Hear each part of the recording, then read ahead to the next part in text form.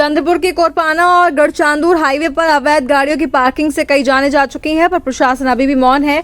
प्रशासन in parking को रोकने में क्यों असफल हो रही है, इसकी शिकायत सचिन भोयर ने चंद्रपुर जिला अधीक्षक से की। अभी बीते कुछ दिनों में सड़क दुर्घटना में 8 लोगों की जान जा चुकी है और कई घायल हुए।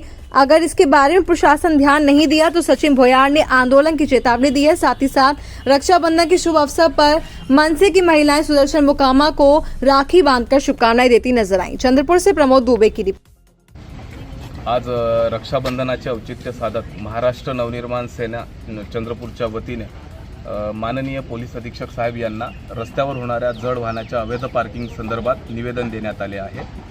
या अवैध पार्किंगमुळे अनेक लोकांचे अपघात होऊन जीव गमावावे लागले आहे। राजुरा विधानसभेतील गडचांदूर शहरालगत मागील 15 दिवसांमध्ये अपघात होऊन जवळपास 8 लोकांनी आपला जीव गमावला आहे।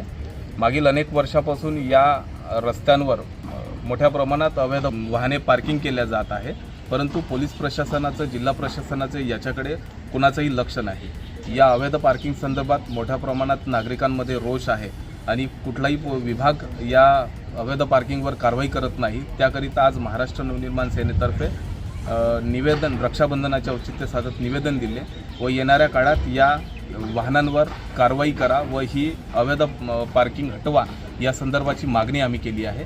आज रक्षाबंधनाच्या माध्यमातून करण्याचं कारण एकमेव की या अपघातामध्ये परत कुठल्या बहिणीचा भावाला आपला जीव गमवावा न लागण्याकरिता आम्ही आज या ठिकाणी आलो आहे।